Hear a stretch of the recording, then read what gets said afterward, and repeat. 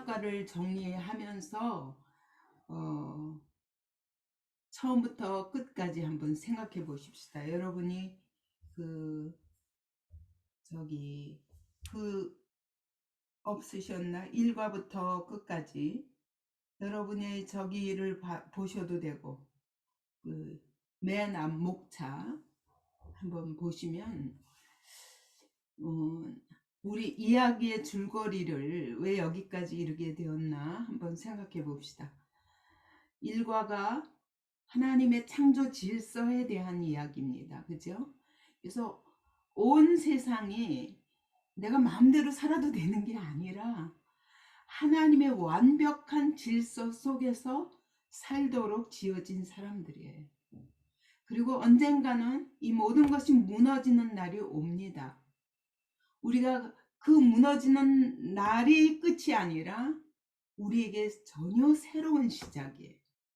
그렇기 때문에 우리는 이 땅에 사는 날 동안 그 날을 준비하는 삶을 살아야 됩니다. 그죠? 그 나라를 준비하는 삶을 살아야 된다. 두 번째, 2과에서는 하나님의 주권에 대한 이야기였습니다. 이와 같이 완벽한 질서 속에 살도록 그때 우리가 가장 생명과 복이라는 하나님이 우리를 지으신 그대로의 그 최선의 복을 누리는 최선의 상태를 누리는 삶이 되고, 그렇지 않은 삶에는 이 땅에서 눈에 보이는 것으로 아무리 채워도 거기에는 보장되지 않는 삶, 무너질 수밖에 없는 삶이 있다. 그래서 우리가 하나님의 주권에 전적으로 순종하는 삶이 가장 복된 삶이다. 그게 결론이었어요. 3과에서는 성경은 하나님의 말씀이다. 곧 말씀이 곧 하나님이시다. 말씀이 곧 하나님이시다. 그래서 사람이 이 하나님을 만나는 길이 성경이다. 말씀이다. 그죠? 그래서 이 철저히 말씀을 알고 그분을 따라가는 것이 우리의 삶의 최고의 복입니다. 4과에 있어서는 하나님이 어떤 분이신가? 계시하신 하나님의 그것이 우리에게 정말 분명했으면 좋겠어요. 하나님은 오늘도 우리에게 계속 자기 뜻을 나타내세요. 성경을 통해서 나타내셨지만 오늘도 또 성령께서 계속 우리의 마음과 생각을 주관하시면서 그렇게 우리의 삶에 개입하십니다. 그래서 이 음성을 듣고 그분과 함께 동행하는 삶을 살고자 하는 그런 우리의 결단이 있어야 됩니다. 그죠? 계시 하나님이라는 거. 우리는 몰라서 순종 못한다. 절대 그런 법이 없어요. 내가 찾지 않고 듣지 않기 때문에 모르는 것입니다. 5번째는 그러면 하나님이 우리 인생에 대해서도 다 계시하셨다. 뭐라고? 사람은 내가 어떻게 지으셨는가? 그래서 우리가 내가 나를 발견하기 위해서 하나님을 통해서 성경을 통해서 나의 정체성을 깨닫지 않고는 진정한 삶을 살 수가 없고, 근데 그냥 지으신 것이 아니라 목적이 있으세요. 그게 바로 우리의 사명입니다.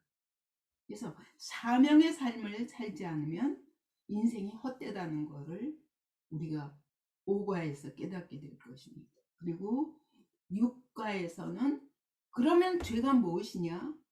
여러분, 하나님이 원래 지으신 하나님의 형상대로, 그 다음에 하나님이 우리를 만물을 다스리는 사명적 존재로 지으셨는데 여기서 빗나가는 것이 다 죄예요.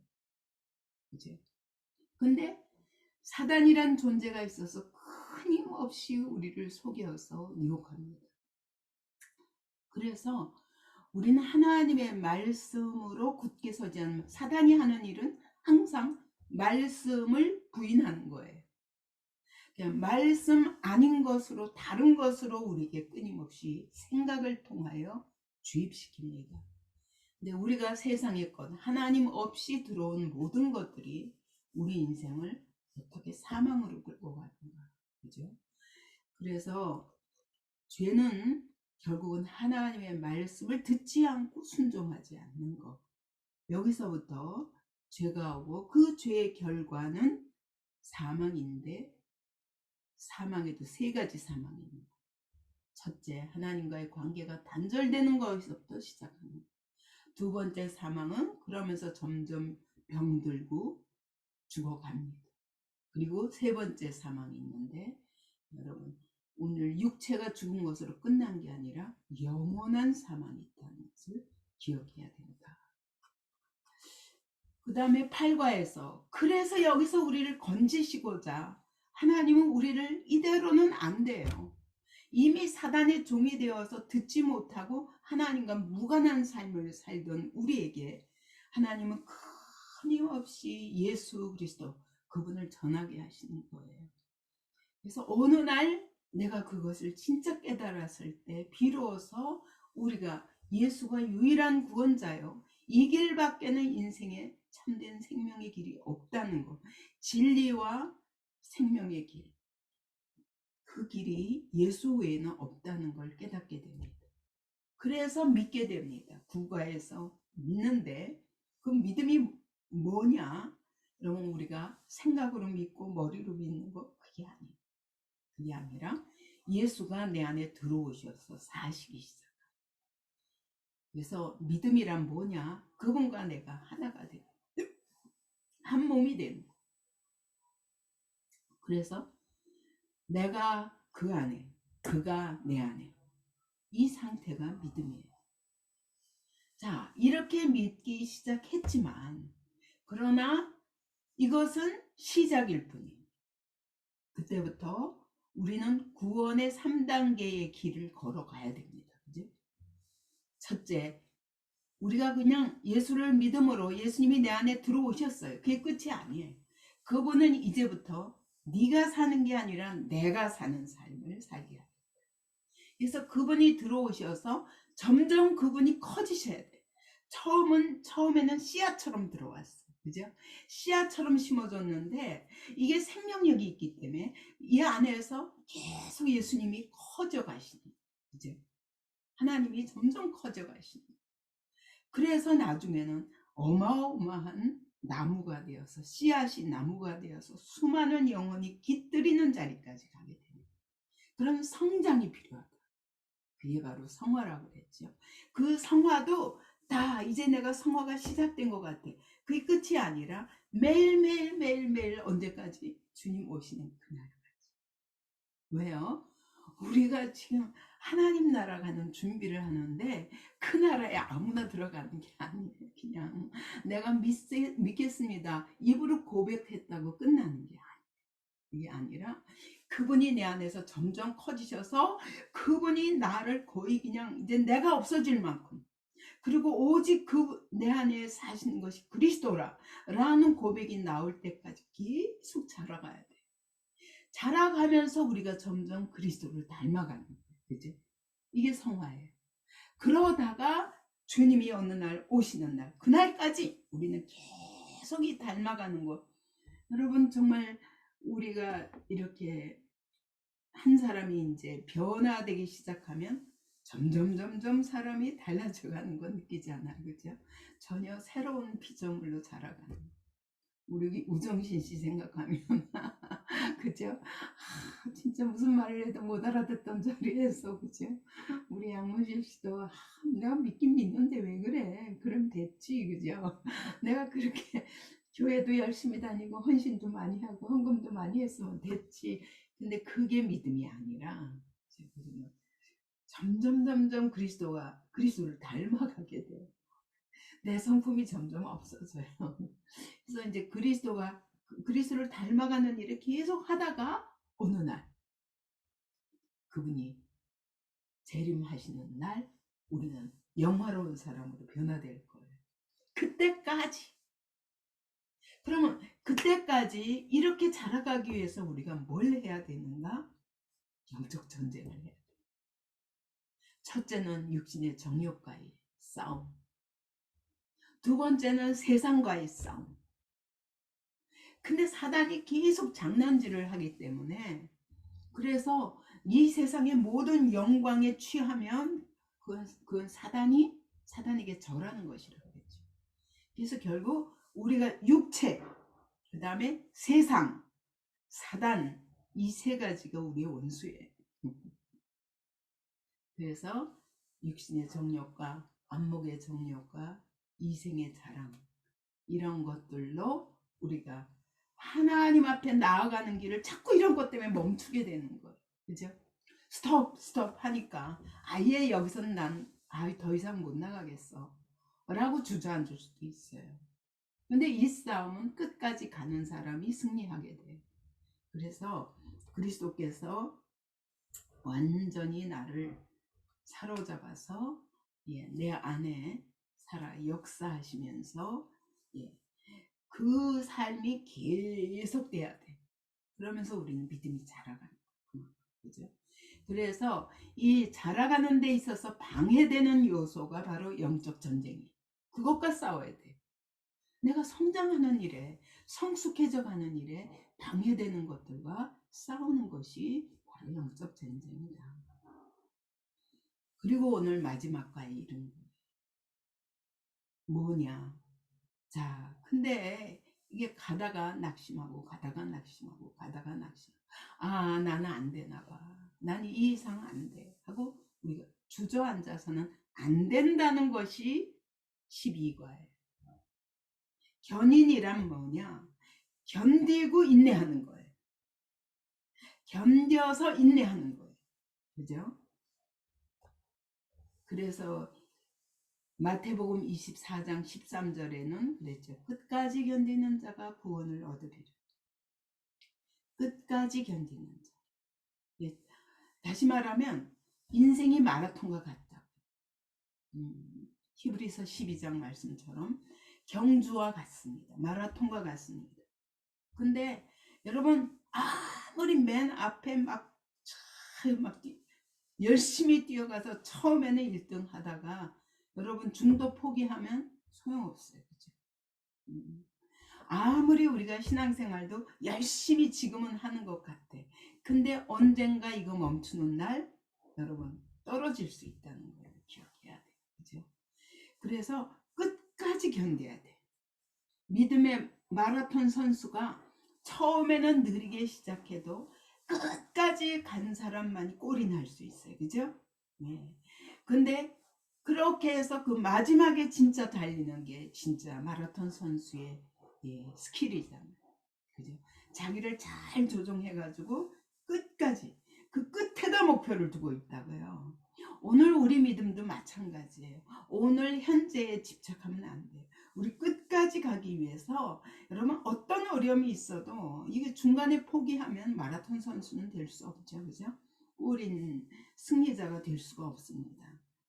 그래서 끝까지 골인 할 때까지 그 골인 지점이 어디냐? 예수 다시 오실 때 아니면 우리 개인의 종말에 있어서 끝까지 하나님 나라에 들어가기에 합당한 자로 준비되는 거 이거예요. 그리스도의 신부로 준비되는 거. 그래서 여기 경주 마라톤에는 인내가 매우 중요합니다. 속도도 중요하지만 인내가 더 중요합니다. 그죠? 믿음의 생활도 마찬가지예요. 여러분 끝까지 견디는 자가 신앙생활도 그렇더라고요. 교회 안에서도 아무튼 자빠지고 엎어져도 끝까지 아무튼 떠나지 않는 사람은 끝장을 보더라고요. 그죠? 근데 아이 모르겠다 안 되겠다 내 기분에 안 맞고 뭐 어째서 그냥 나가버리면 더 이상 붙잡아 줄 수는 없어요. 그죠? 하나님도 마찬가지예요. 여러분 우리도 포기하지 말아야 돼요. 우리가 끝까지 그 꼬린 지점까지 가야 하는 이유는 히브리서 10장 36절에 의하면 하나님의 뜻을 행한 후에 약속하신 것을 받기 위함이라. 여러분 우리가 왜 꼬린해야 되냐? 꼬린해서 도착해야 그래야 거기서부터 1등 2등을 나누는 거지. 그 전에 탈락한 사람은 아예 계산에 들어가지 않습니다. 그래서 오늘 우리는 믿음의 경주를 시작했으면 끝까지 가야 되는데 그 후에 면류관이, 그죠? 면류관이 있어. 그래서 오늘 그 히브리서 3장 14절에 우리가 시작할 때 확신한 것을, 근데 여기 확신한 것 있잖아요. 이것이 원어로 보면은 히브리서 11장 1절에 믿음은 바라는 것들의 실상이요 그랬잖아요. 그 실상을 말해요. 같은 단어예요. 그러니까 우리가 시작할 때 여러분 실상이 있는 사람, 우리의 믿음이 실상이 있어. 실체를 붙잡았어. 복음의 실체를 붙잡았어. 이런 사람과 여러분 격까지 붙잡은 사람과 너무 달라요. 제가 새 생명을 쓰게 된 이유가 이것이었어요. 너무 많은, 제가 이제 전도를 많이 하고 성경 공부를 많이 가르치다 보니까 교재들마다 사용해봐도 시원치 않은 거예요. 왜냐하면 이 실체를 얻는 게 너무 어렵더라고요. 왜 그런가 왜 그런가 그래가지고 이제 조금씩 해보면서, 아, 이거는 완전히 믿음이라는 걸 머리로 믿는 것으로 끝나기 때문이구나. 이게 실체가 돼야 돼. 실상이 내 안에 들어와야 돼. 그게 바로 성령이잖아요. 성령님이 내 안에 완전히 생명으로 도장이 찍혀야 돼. 아, 이거는 또 다른 것이구나. 머리로 하는 것과.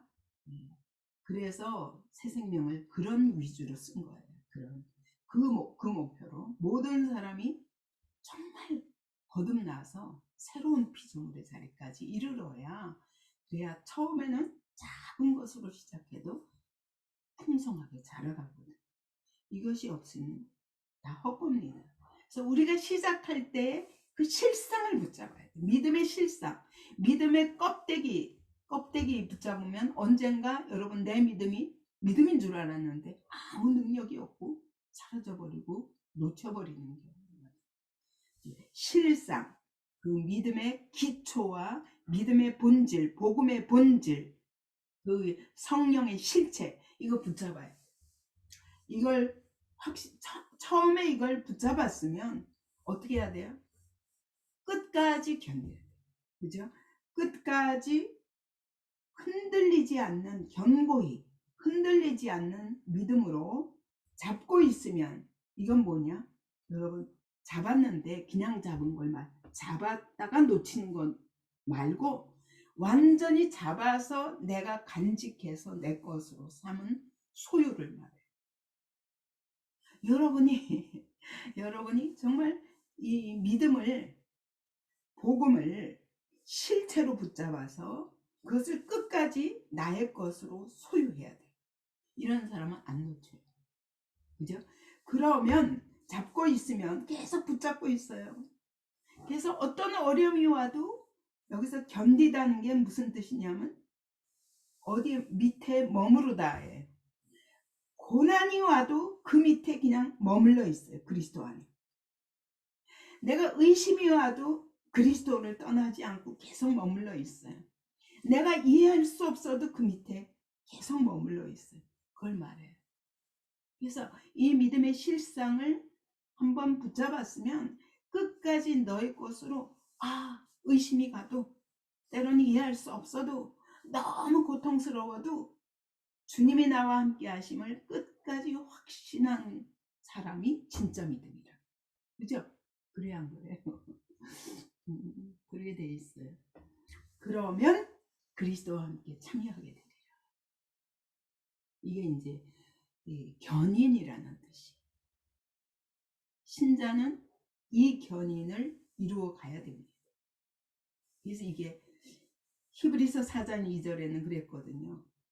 왜 믿음 생활을 시작하다가 흘러 떠내려가 버리냐. 이스라엘 백성들이 광야에서 다 흘러 떠내려갔어요. 누구만? 여호수아 갈렙 외에, 그 다음에는 2세대 외엔 아무도 못 들어갔어요. 다 광야에서 엎드려져 버렸잖아요. 여러분, 그와 같이 왜 그럴까? 왜 그럴까? 그것은 그들도 우리와 같이 복음을 전함을 받은 자야. 복음을 받았어요. 그러나 들은 바 그 말씀이 그들에게 유익하지 못했던 것은 듣는 자가 믿음과 결부, 말씀을 딱 붙잡아서 결부는 뭐냐? 결합이 돼버렸어. 내 믿음과 말씀이 결합이 돼버려서 이거 뛸래야 뛸 수가 없어. 이런 관계가 되지 않으면 우리는 흘러 떠내려. 그래서 자, 그러면 우리가 어떻게 이걸 하냐? 근데 성경은 우리 보고만 하라는 게 아니에요. 그래서 우리가 할 수 있어. 그죠? 자, 우리 이거는 여러분이 다 읽어봐야 돼요. 맨 앞에. 참 믿음을 가진 신자가 그 믿음을 완전히 끝까지 승리하지 못한 채로 잃어버릴 수 있는가? 참 믿음을 가졌는데 그러면 잃어버릴 수 있는가? 라는 질문이 생기잖아요. 그죠? 우리가 끝까지 견딜 수 있는가? 근데 웨스트민스터 신앙 고백서에 의하면 이렇게 말합니다. 하나님께서 그리스도 안에서 받으시고 나를 그리스도 때문에 받으셨잖아요. 그리고 성령으로 거듭나게 하신 자들은 최종적으로 은혜의 상태에서 절대로 실족할 수 없다. 그래서 끝까지 믿음으로 구원을 얻는 데까지 이르게 될 것이다 라고 말하는 거예요. 이게 교리의 중요한 부분입니다. 왜 그러냐? 첫째, 신실하신 하나님이 우리를 절대로 실족하도록 버려두지 않으신다. 졸지도 않으시고 주무시지도 아니고 안회하시고 우리를 지키시는 하나님이라고 그랬거든요. 하나님이 우리를 보존하시기 때문이다. 그래서 예를 들면 예수께서 잡히시던 날 밤에 3번이나 예수를 부인한 베드로가 믿음을 잃어버릴 수밖에 없죠. 주께서 십자가 지신다고 그러니까 펄쩍 뛰면서 절대로 그런 일은 있어서는 안 됩니다. 그리고 또 오늘 네가 나를 3번 부인하리라 했더니 그런 일은 절대로 없다고 장담을 했잖아요. 그런데 3번 부인했어요.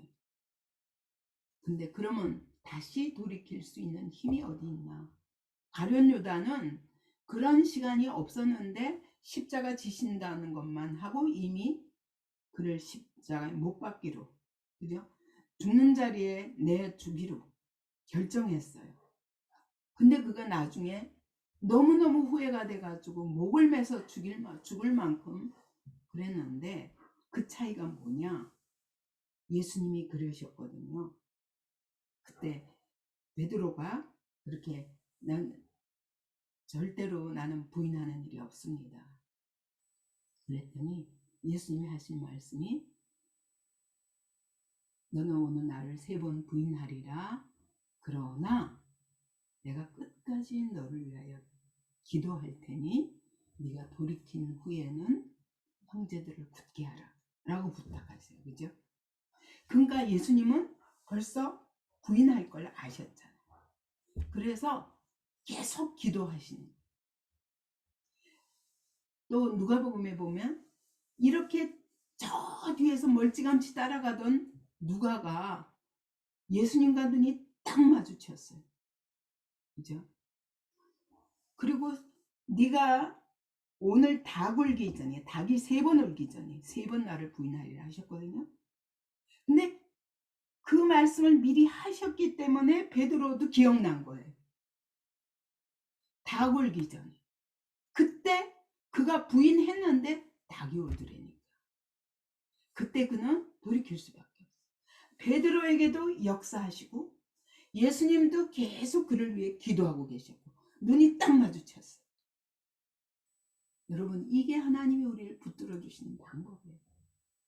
3번 부인하더라도 돌이킬 수 있는 것은 예수께서 그를 계속 위해서 기도하시기 때문이에요. 그래서 베드로도 혼자 그렇게 돌이켜지는 게 아니에요. 그죠? 미리 아시고 미리 말씀하시고 예고하시고 기도하시고. 오늘 우리 하나님이 예수 그리스도께서 오늘도 우리를 위하여 똑같이 그렇게 하십니다. 우리가 연약할 때를 아셔요. 미리 아시고 우리를 위하여 기도하시고 그리고 말씀으로 이미 주셨기 때문에 우리가 그 자리에 있을 때 이 말씀이 갑자기 기억이 나. 그리고 성령께서 갑자기 내 마음을 움직이십니다. 그래서 하나님이 반드시 붙들어 주신다. 그렇기 때문에 우리는 떠날 수가 없다. 두 번째, 참 신자들은 바로 이러한 하나님의 변함없는 자비 때문에 믿음 안에서 끝까지 인내하여 구원을 받을 것입니다.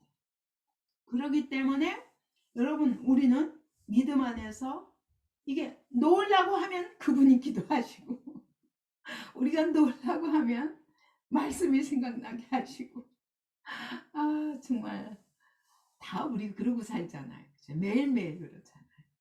이게 하나님의 은혜라는 거예요. 오늘도 우리가 얼마든지 이렇게 실패하고 그래도 여러분 또 돌이키면 눈물이 나고, 그래서 또 하나님 앞에 내 마음을 바꾸고 또 말씀을 기억하며 바꾸고, 그분의 끊임없는 기도 때문에 우리는 그렇게 할 수 있습니다. 그래서 여러분, 이와 같이 우리에게는 인내할 힘은 없지만 그분을 힘입어, 말씀을 힘입어, 성령의 능력을 힘입어, 예수님의 기도에 힘입어 돌이킬 수 있다. 그래서 끝까지 견디는 자가 구원을 얻으리라. 하나님이 우리를 보존해 주시고 우리는 그분을 붙잡고 그분의 약속을 붙잡고 견디고, 이 두 가지가 합하여서 우리의 온전한 구원이 이루어지는 것이다. 그래서 존 머레이 목사님은 이렇게 얘기합니다. 신자의 견인을 위해서는, 우리가 견인하기 위해서는 하나님이 우리에게 구원하시는 일에 필요한 모든 과정, 말씀과 성령과, 그죠? 오늘도 성령의 인도하심, 이 모든 것들, 또 교회라는 수단, 이런 또 교회 안에 성도들의 교제, 이런 것들을 통해서 우리는 이 구원을 이루어가게 되거든요. 근데 여기에 전적으로 헌신할 때 그 일이 이루어지잖아요. 그죠? 근데 이거 싫어서 헷가닥 나 자빠졌다, 쓰러졌다, 아유 변덕스러운 사람은 참 힘들어요. 그래서 여기서 전적인 그 헌신의 성도의 견인에는 뭐가 필요하다? 우리의 인격이 관여합니다.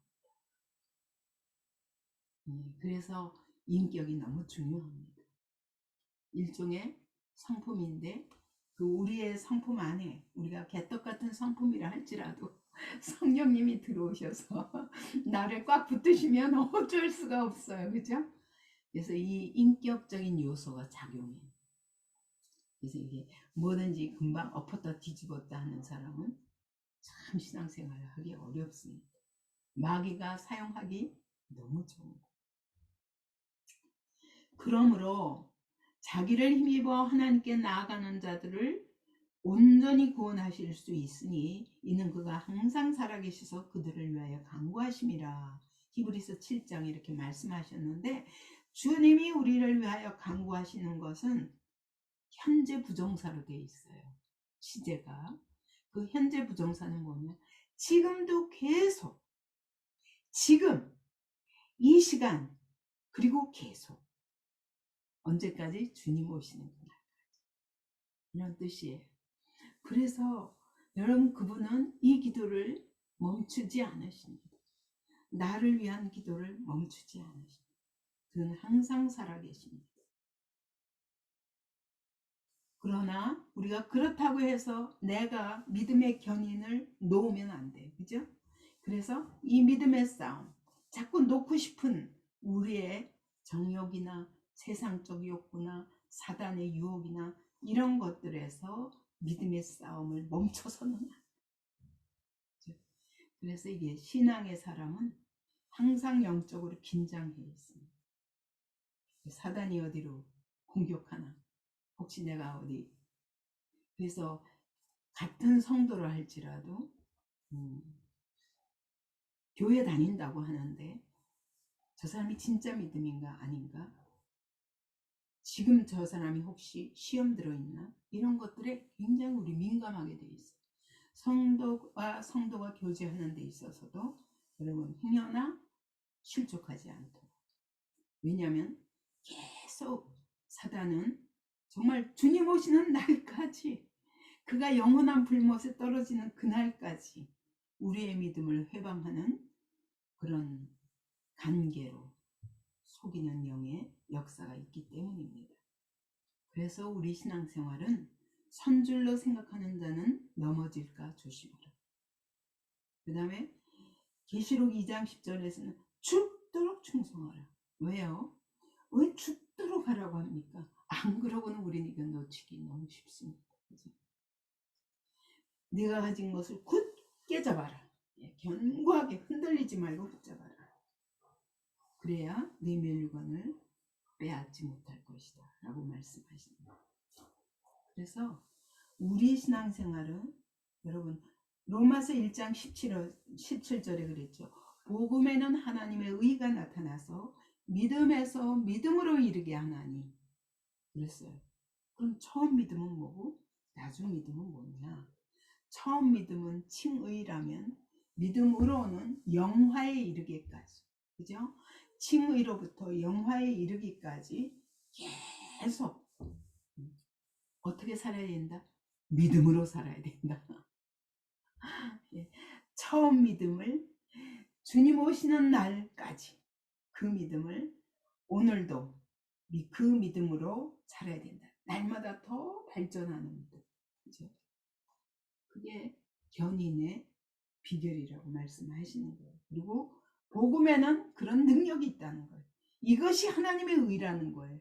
우리의 의 가지고는 절대로 못해요. 우리의 의는 잡았다 놓쳤다 잡았다 놓쳤다 실패하게 되어 있어요. 고난 가운데 못 견딥니다. 그런데 그분이 오늘 우리를 계속 붙잡아 주세요. 끝까지. 예. 그래서 나는 그분을 끝까지 또 의지해야 돼. 그분은 나를 붙드시고 나는 그분을 붙잡고. 그죠? 이게 우리가 끝까지 주님 오신 날까지 살아야 하는 삶이다. 그것을 성도의 견인이라고 말합니다. 그런 말이에요. 자, 그러면 오늘 이 하나님의 보존에 대한 걸 보겠습니다. 자, 첫째, 하나님이 어떻게 보존하시는지 어떻게 알아요? 그죠? 어떻게 알아요? 하나님은 어떻게 보존하시느냐? 우리 안에 영생을 주셨어요. 또 증거는 이것이니 하나님이 우리에게 영생을 주신 것과 이 생명이 그의 아들 안에 있는 그것이니라. 아들이 있는 자에게는 생명이 있고 아들이 없는 자에게는 생명이 없느니라. 여러분 안에 아들이 계십니까? 예수 그리스도가 계십니까? 그러면 여러분은 생명을 받았습니다. 그죠? 예. 그래서 이미 여러분 안에 들어오셨어요. 근데 그분은 세상 끝날까지 난 너를 떠나지 아니하리라. 세상 끝날까지 너희를 떠나지 아니하리라. 약속하셨다. 그렇기 때문에 여러분 이미 참신자는 어떤 사람이냐? 이미 구원을 받은 자죠. 이미 생명을 얻은 자죠. 이미 내 안에 예수 그리스도가 들어와 계신 자죠. 그것을 요한복음 5장 24절에서는 그러죠. 내 말을 듣고 나 보내신 이를 믿는 자는 영생을 얻었고, 이거는 그 시간에 우리가 영접하는 그 시간에 이미 얻은 거예요. 영접하는 시간에. 그리고 심판에 이르지 아니하나니 절단코 하나님은 버리지 않으세요. 마지막 날까지. 이렇게 분명히 예수 그리스도를 영접했는데도 우리가 실패해서 또 자빠지고 넘어지고 한다 할지라도 그분은 자 결단코 심판에 이르지 않게 하시겠다는 약속이죠. 내 안에 들어와 계신 한 그분이 내 안에 못 들어오신 게 문제지. 내가 여전히 주인 되어 살면서 그러면서 내가 믿었다고 한다면 그것은 의심해야 돼. 그러나 내가 그분을 확실히 내 안에 모셨고 내가 그분을 계속 따라가는 한 이 영생은 절대로 그리고 그분은 한 번 이렇게 성령으로 인친 자들을 절대로 떠나지 않으시죠. 이 생명은 왔다 갔다 하는 생명이 아니에요. 예수로 말미암아 들어온 생명이지 나의 어떠함으로 말미암아 들어온 생명이 아니에요. 그렇기 때문에 예수가 내 안에 계신 한 내가 어떠한 사람인가는 그분은 보시지도 않아요. 내 안에 예수가 계신가 안 계신가 그것만 보시죠. 그래서 내 안에 예수가 계시다면 여러분이 이 구원은 분명한 거예요. 그래서 이미 하나님의 생명을 소유한 자들이라는 자기 정체성이 분명하시죠. 그죠? 나는 예수의 사람이야. 이제 길은 하나야. 점점 나는 작아지고 죽어가고 그분은 내 안에서 점점 부활의 주님으로 역사하시고 이게 중요하죠. 자, 이와 같이 이미 영생을 소유했습니다. 믿음으로 말미암아 영생을 소유했습니다. 두 번째, 근데 우리 성부 하나님께서 이렇게 말씀하세요. 만유보다 강하신 우리 하나님이 우리의 보호자가 되시겠다고 말씀하세요. 29절에 보니까 내 아버지는 만물보다 크시며 아무도 아버지 손에서 빼앗을 자가 없다. 아버지가 한번 붙잡으시면 절대로 놓지 않으시는 분이에요. 이사야서에 보면은 너는 내 것이라 그러셨어요. 그죠? 그래서 네가 물 가운데 지나도 물이 너를 절대로 삼키지 못하게 할 것이고 불 가운데 던져질지라도 절대로 불이 너를 사르지 못하게 하리라. 실제로 그랬죠. 그죠? 출애굽의 홍해 가운데 지나오게 하셨고 그리고 불구덩이 속에 들어갔던 여러분 새 친구도 머리털 하나 상하지 않도록 보호하신 하나님 아니에요. 그죠? 우리 아버지는 그런 분이라고 해요. 그렇기 때문에 이 세상 무엇도 우리를 그 손에서 빼앗아 갈 자가 없어요. 그분은 졸지도 아니하시고 주무시지도 아니하시고 우리를 지금부터 영원까지 우리의 출입을 지키시는 일이에요. 근데 또 한 분 성자 예수님도 우리를 보호하시는 거예요. 내가 그들에게 영생을 주노니 영원히 멸망하지 아니할 것이요 또 그들을 내 손에서 빼앗을 자가 없다. 예수 손에서 나를 빼앗을 자가 없다. 이중보호예요. 예, 우리 아버지께서 나를 붙잡고 계신데 이제는 예수께서 우리 안에 들어오셔서 우리의 목자가 되셔서 우리를 끌고 가시는데 그분 절대로 떠나지 아니하십니다. 내가 변덕을 부릴지라도 그분은 떠나지 아니하십니다. 이런 이중적인 보호의 손에서 아무도 빼앗을 자가 없다. 세 번째, 성령의 보증입니다. 자, 참신자를 에베소서 1장 13절 14절에서는 이렇게 말씀합니다. 그 안에서 너희도 진리의 말씀 곧 너희의 구원의 복음을 듣고 그 안에서 또한 믿어. 여기서 그 안에서는 예수 안에서 복음을 받고 예수 안에서 믿었어요. 그랬더니 어떻게 하시냐? 약속의 성령으로 인치심을 받았어요. 도장을 찍으셨어요. 확증하셨어요. 너는 내 것이라. 성령으로 말미암아. 이는 우리 기업의 보증이 되사 그 얻으신 것을 속량하시고 이것은 우리 기업은 뭐냐? 하나님이 우리에게 물려주실 재산을 말하는 거예요. 상속 재산. 상속 재산. 네가 상속자라는 것에 대한 보증금이라는 거예요. 무엇이? 성령으로 인치신 거죠. 그래서 여러분 우리는 이미 상속자로서의 보증금을 받은 자들이야. 보증금 받으면 계약 취소가 안 돼요. 그렇죠? 우리가 집 계약할 적에도 보증금 받으면 취소가 안 돼. 우리는 성령으로 보증금을 받았기 때문에 하나님의 자녀가 분명합니다.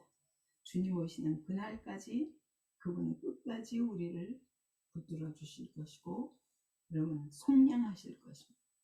이미 값을 치르셨잖아요. 예수의 피로. 그렇기 때문에 아무도 못 건드려. 나의 인격 때문에 그분이 나를 구원하신 게 아니라 예수의 피 때문에 우리를 구원하셨어요. 그래서 취소가 되지 않습니다. 이것이 우리의 안심이에요. 그래서 어떤 경우를 만나도 우리는 주님이 내 안에 계시다는 것과 그분이 오늘도 나를 도우시고 또 나를 위하여 강구하시는 분이시라는 걸 잊으면 안 됩니다. 그래서 로마서 8장 34절에도 그는 하나님 우편에 계신 자요 우리를 위하여 간구하시는 이시니라 그랬어요. 그래서 우리는 절대로 실족할 수 없어. 하나님 계속 이렇게 보존하시는 거예요. 성부, 성자, 성령 하나님이 다 같이 우리를 꽉 붙잡고 계십니다. 그래서 나는 쓰러지고 자빠져도 그분은 우리를 끝까지 붙들어 주십니다. 그래서 우리가 끝내 어떻게 확인할 수 있느냐. 때로는 우리의 삶에 많은 어려움과 방해와 실족과 이런 것들이 유혹과 이런 것들이 몰려옵니다. 그래서 우리가 하나님의 자녀인데 왜 이런 어려움이 있냐. 욥도 그런 거 아니에요. 내가 하나님과 분명히 나와 관계가 분명한 거야. 욥은 그 친구들과 달리 분명하게 하나님과 관계가 선명했어요. 그렇기 때문에 그 이해할 수 없는 고난 중에도 몸부림치면서 하나님 왜 주시는 거냐고요. 그런데 친구들은 왜 따져? 하나님의 어떤 분이 네가 감히 따져? 이러고 이제 정죄하는 거거든요. 근데 자기가 고난 안 받아서 그렇지. 여러분 이런 친구들은 말만 이렇게 하는 사람들은 자기한테 진짜 고난 오면 떨어져 나갈 사람들.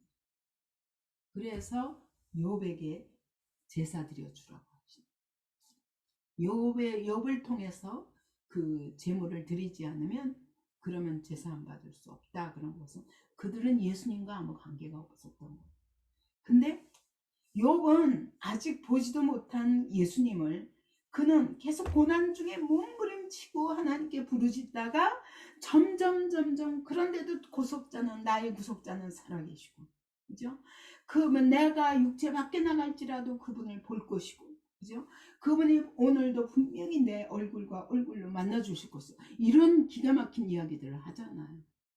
그렇게 의심하면서도 그죠? 그렇게 이해할 수 없어서 하나님 앞에 따지고 들면서도 그분이 나와 함께 하시면 절대 의심이지요. 그죠? 그래서 여러분 이런 특권에 우리가 이런 어마어마한 하나님의 상속자라는 특권을 받았는데도 불구하고 우리의 삶에는 많은 고난과 어려움이 있게 됩니다. 그러나 그것도 하나님이 왜 주셨냐? 목적이 있다는 거예요. 그 목적은 아들의 형상을 본받게 하는 거예요.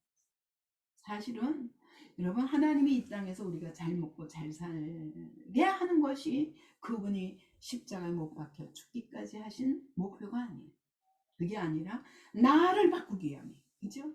내 속사람을 바꾸기 위함이에요.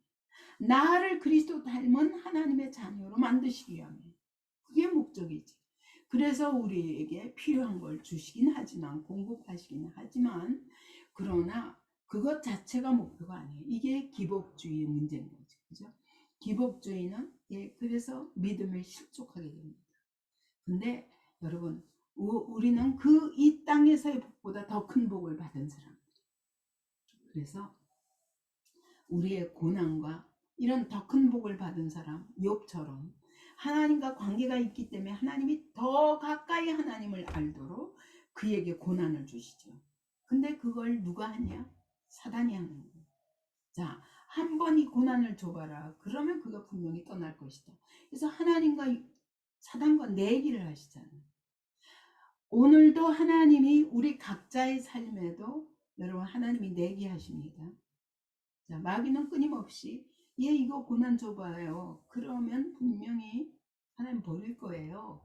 라고 말하고 있고 우리는 그거 붙잡으려고 하는데 하나님은 아니야 반드시 붙잡을 거야. 왜냐하면 이 안에 생명이 있기 때문이야. 라고 말씀하시는 거예요. 그래서 여러분 내 안에 생명이 있는 자들은 어떤 경우를 당해도 여러분 욥처럼 몸부림치며 하나님 앞에 따지고 들고 막 하나님께 막 별 투정을 다 한다 할지라도 결코 하나님을 떠날 수 없고 하나님 우리를 절대로 놓지 않으십니다. 그래서 사실은 이 사단의 모든 괴계와 유혹을 통과해야 진짜 믿음이에요. 그래서 우리에게 이런 시험이 있는 거죠. 그죠? 이게 그래서 다윗도 그런 거예요. 분명히 그가 이게 사자들의 발톱, 그 곰의 발톱에서 바로 자기 양떼들을 건진 뭘로? 만군의 여호와의 이름으로 그랬던 그것 때문에 골리앗이 아무것도 아닌 것처럼 보였잖아요. 그죠? 그렇게 믿음이 훈련된, 어려서부터 훈련된 사람이라도 하나님이 그를 왕으로 세우시려니까 왕으로 기름 부으시겠다 하고는 사울을 붙이신 거예요. 이건 하나님의 목적이 있는 거예요. 왜? 진짜 왕으로 세우시기 위해서. 그죠? 요셉도 마찬가지야. 이스라엘을 구원하는 통로가 되게 하기 위하여 바로 앞에 가도 끝까지 믿음으로 승리할 사람으로 키우시기 위하여 하나님 형제들의 버림을 받게 하셨고 그 많은 13년의 고난을 겪게 하셨다. 그 연단이 아니었으면 그가 애굽에 바로에게까지 갈 수 없었고 그 기근을 하나님은 준비하신 거예요. 요셉을 통해서. 그죠? 너무 놀라운 거예요. 오늘도 마찬가지입니다. 이 어려운 고난을 위해서 하나님은 하나님의 사람들을 준비시키기 위하여는 여러분 절대로 편안하게 살던 사람은 쓰실 수가 없어요. 그렇게 했어요? 안 그렇게 했어요? 조금만 어려워도 못 견디니까. 그래서 진짜 하나님이 쓰실 목적이 있어서 점점 그리스도를 닮은 사람으로 세워가기 위해서 그랬기 때문에 다윗이 이전에도 없고 이후에도 없는 영광스러운 다윗 왕국을 세울 수 있었다. 근데 그 아들 솔로몬은 고난이 없어요. 오히려 너무 풍족한 나머지 그것으로 즐기다가 완전히 나락으로 떨어져 버리고 하나님 나라도 완전히 쪼개버리는, 분리시키는 그런 역할을 하게 되죠. 여러분 이렇게 우리 안에 이 죄악은 무섭습니다. 그래서 하나님은 결국 우리의 삶에 일어나는 모든 사건들을 통하여 우리를 하나님의 사람으로 만들어 가시는 것이 그분의 목적이에요. 그래서 우리는 고난이나 어떤 어려운 것으로 인하여 어려운 문제로 인하여 어떤 하나님의 구원을 의심하거나 하나님과의 관계가 끊어질 것을 염려할 필요가 없습니다. 그렇죠? 그분은 나를 그 시간에 더 강하게 붙드신다.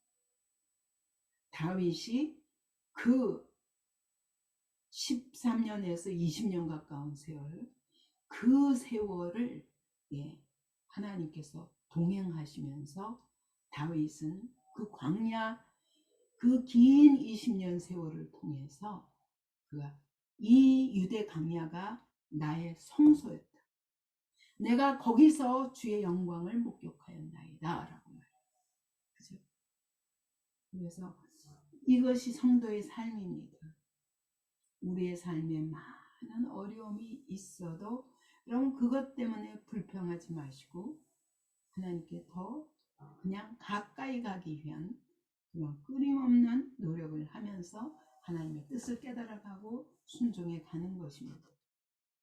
구원은 우리의 행위나 공로에 의해 이루어지는 것이 아니라 하나님의 일방적인 이런 은혜에 의하여 이루어집니다. 그렇기 때문에 우리는 염려할 필요가 없어요. 그래서 로마서 8장 28절부터 30절까지 그랬잖아요. 그의 뜻대로 하나님의 뜻에 의해서 부르심 받은 자들은 모든 것이 합력하여 선을 이룬다. 왜? 하나님의 목적은 하나님의 형상을 닮아가는 것이기 때문에, 그리스도의 형상을 닮아가는 것이기 때문에, 그리스도는 하나님의 맏아들입니다. 우리는 그 다음 차자들이. 그렇기 때문에 그리스도를 닮아가야 돼. 그때까지 연단하시는 거예요. 예수께서도 그것을 위하여 십자가를 거치셨다. 오늘 우리에게 그런 십자가가 없다면 여러분 조금 의심해 봐야 돼. 내가 진짜 생명 있는 믿음인가. 반드시 자기 부인과 십자가를 져야 따라가는 걸음이 그리스도를 따라가는 걸음. 그래서 하나님 말씀하시는 거예요. 30절에 하나님이 정하신 것도 미리 정하셨고, 예, 내가 태어나기 전부터 태초부터 하나님은 정하셨어요. 정하신 그 사람들을 하나님의 시간에 부르십니다.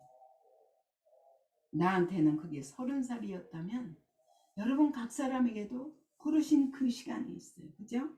그 부르신 그들을 의롭다 하시고, 그리고 의롭다 하신 것은 시작일 뿐이에요.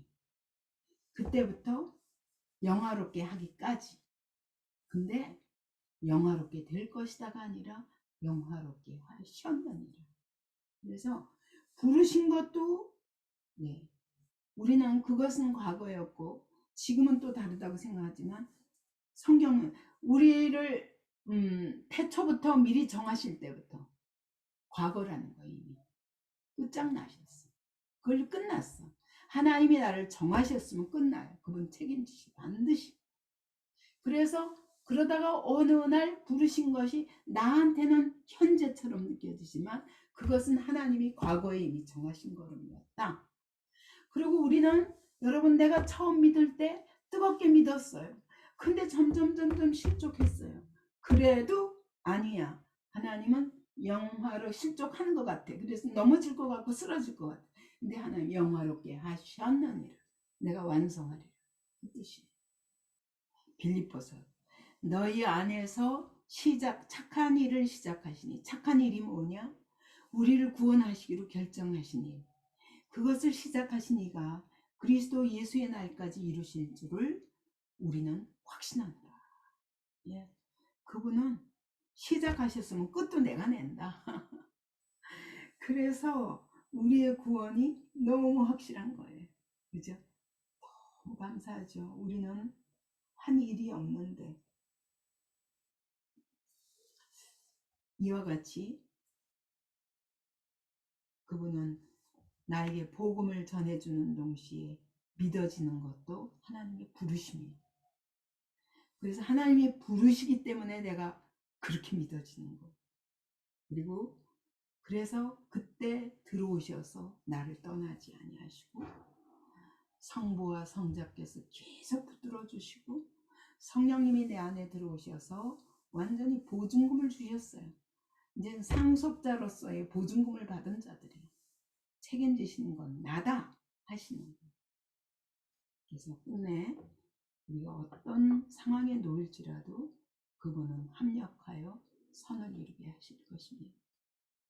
그리스도를, 이 고난이 많은 것만큼 그리스도를 닮아가게 되더라. 그래서 내가 없어지니까 내가 없어지는 게 그분이 사시는 길, 그분이 영광스럽게 나타나는 길. 자, 이래서 하나님의 보존은 확실하다.